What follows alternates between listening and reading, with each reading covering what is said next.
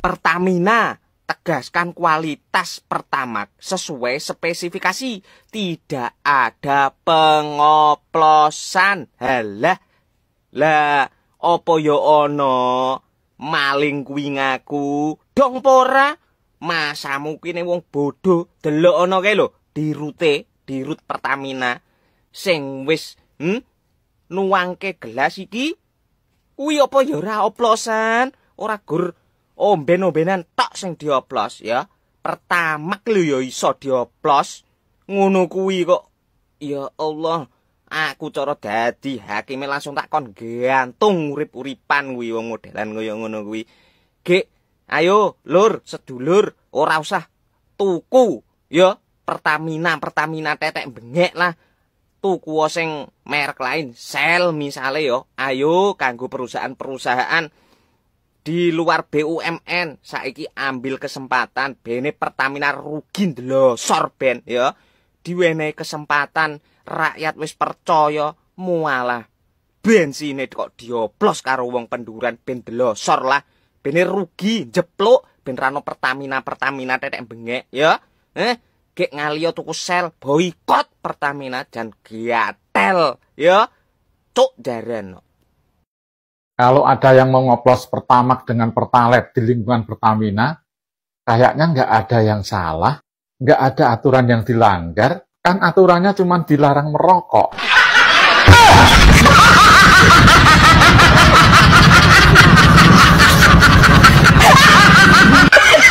Satu kata, apa problem bangsa ini? Satu kata, korupsi. Untuk bisa memberantas korupsi, ya transparansi. Untuk bisa lakukan itu semua, Anda butuh macan sejati, bukan macan sirkus. Fred.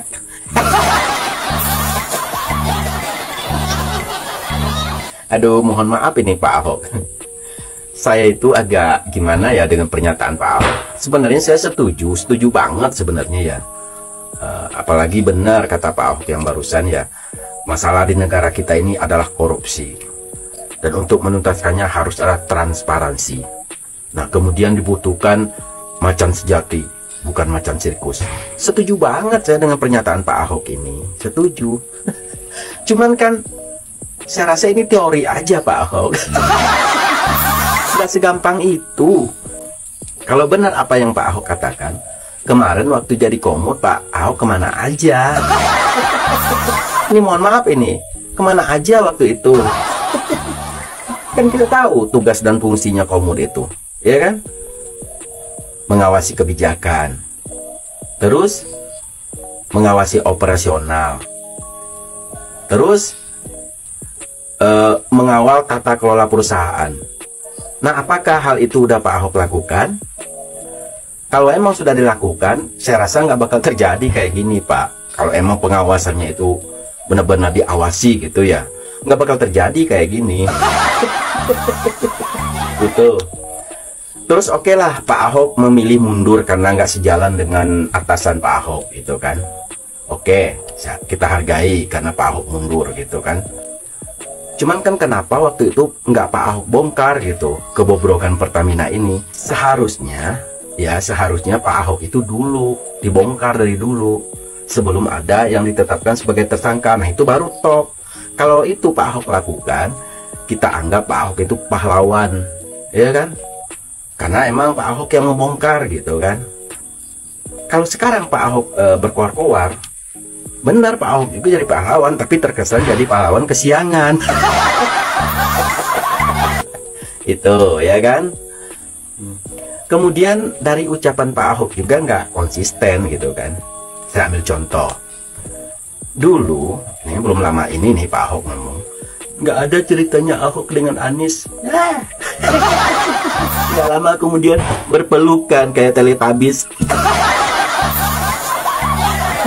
Bahkan di setiap kesempatan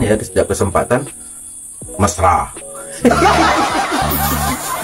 Nah itu artinya selama Pak Ahok niatnya bagus, tapi nggak bisa apa-apa karena Pak Ahok itu masih statusnya sebagai petugas partai. Walaupun Pak Ahok niatnya baik, cuman yang memutuskan tetap ketua umum. Ingat kata-kata Bambang Pacul nggak? Waktu ditanya sama Pak Mahfud, mengenai RUU perampasan aset, tolong dibantu kita Pak Bambang kan gitu. Apa jawaban Pak Bambang Pacul? Loh, lobbynya bukan di sini Pak Mahfud gitu kan. Lobbynya ke ketum kan begitu. Kalau anak buahnya ini Korea ini kan nurut aja gitu kan. Nah itulah contohnya gitu. Itu salah satu contoh. Jadi walaupun niat Pak Ahok ini bagus ya, cuman kan Pak Ahok nggak bisa apa-apa. Harus minta izin dulu ke ketum. Itu masalahnya. Saya sendiri nih juga agak gimana ya, waktu Pak Ahok dengan Pak Jokowi dulu saya benar-benar salut banget, respect. Cuman sekarang tuh udah jauh berbeda, udah berubahnya tuh 180 derajat lah, saya katakan begitu. Auranya tuh udah beda. Kalau dulu mah aduh ya ampun, saya tuh respect banget sama Pak Ahok. Jadi kalau Pak Ahok berkoar-koar terus kayak gini, nah masyarakat itu akan menyimpulkan bahwa Pak Ahok tuh seolah-olah menutupi gitu, ada yang ditutupi. Seharusnya biasa aja Pak Ahok, jangan emosi-emosi kayak gitu. Jadi dengan Pak Ahok kayak gitu orang menyimpulkannya ya seperti itu tadi. Pasti nih ada yang ditutup-tutupi nih, kok emosinya kayak gini, meluap-luap kayak gini gitu kan. Klarifikasi sana, klarifikasi sini. Jadi seakan-akan ada yang ditutupin gitu loh Pak Ahok. Terkesannya gitu. Saya nggak menuduh loh. Seharusnya gitu. Wah, kalau Pak Ahok tak dulunya ngebongkar ya, apa alasan Pak Ahok itu keluar dari Pertamina? Apa alasan utamanya itu apa? Nah seharusnya dulu dibongkar, ya kan? Bukannya sekarang berkuar-kuar. Kalau sekarang berkuar-kuar, Pak Ahok tuh terkesan jadi pahlawan kesiangan jadinya.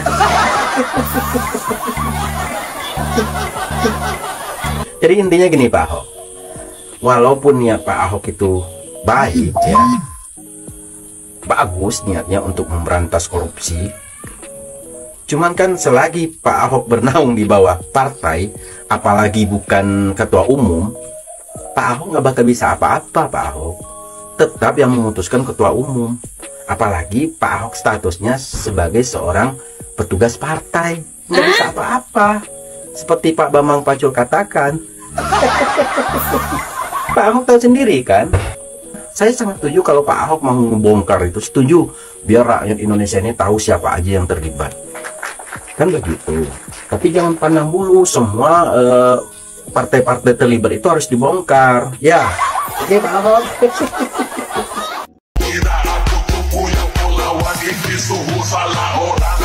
Anies Baswedan dituduh sama netizen Anies itu mendapat dukungan dari Risa Khalid. Soalnya kenapa? Waktu Anies Baswedan kampanye kemana-mana itu menggunakan pesawat pribadinya Risa Khalid. Oh, pantes sama-sama dari zaman. Kalau itu memang benar, pantesan kemarin waktu kampanye Pilpres Anies itu menjanjikan akan memberikan BBM secara gratis. Ternyata BBM-nya hasil maling tuh. Dan banyak rakyat yang ingin menuntut kerugiannya saat membeli pertama. Tuntut aja ke rumahnya Anies. Kan ada undang-undangnya tuh. Nah, saat kampanye Pilpres tidak boleh memakai duit hasil korupsi. Kejagung mengatakan bahwa kalau ditotal secara global, korupsi yang terjadi di Pertamina ini hasilnya mencapai 1 kuadriliun. Bayangin tuh, buat bayar utang negara aja udah sisa tuh, udah lunas, udah sisa tuh. Soalnya utang negara saat ini kan 8.461,93 triliun. Sementara hasil dari korupsi Pertamina sampai 1 kuadriliun. Dari hasil korupsi itu aja kan udah bisa untuk menutup utang negara Indonesia. Jadi Indonesia udah nggak punya utang lagi gitu loh. Dan Indonesia tidak akan punya hutang lagi. Dan rakyat Indonesia akan makmur. Kalau pejabat-pejabat Indonesia seperti ini semuanya, maka yang katanya tahun 2030 itu Indonesia akan bubar, itu nggak mungkin. Justru malah tahun 2045 Indonesia itu akan menjadi Indonesia emas. Kemarin si Ahok dan Anies pernah bilang kayak gini nih. Ahok ditanyain bisikinnya apa? Saya bilang bisikannya bisik. Tunggu. Tunggu tanggal mainnya. Tunggu. Kira-kira apa ya kejutannya? Jangan-jangan kejutannya besok Jaksa Agung mau menangkap Ahok sama Anies Baswedan terlibat dalam kasus Pertamina ini. Deloge. Kami menggoyangkan langit, menggempakan darat, menggelorakan samudra, agar tidak jadi bangsa yang hidup hanya dari 2,5 sen sehari. Kami bangsa yang rela bekerja keras demi pembelian cita-cita.